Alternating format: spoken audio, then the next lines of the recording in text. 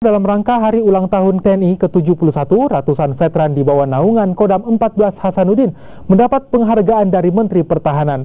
Selain itu, para veteran juga diminta perannya untuk menjaga pelaksanaan pemilu agar tetap damai.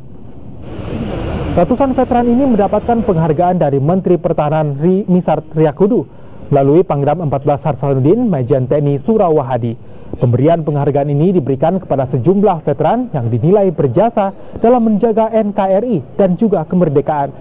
Selain itu, Panglima Kodam 14 Hasanuddin Majen TNI Surawahadi menghimbau kepada seluruh veteran untuk tetap berperan dalam menjaga ketertiban dan keamanan bangsa, khususnya dalam tahun politik ini. Dengan kekuatan masyarakat lainnya, tampil berperan membangun bangsa dan negara, serta ikut berperan dalam mendukung maupun memantapkan fungsi dan peran TNI di tengah-tengah masyarakat.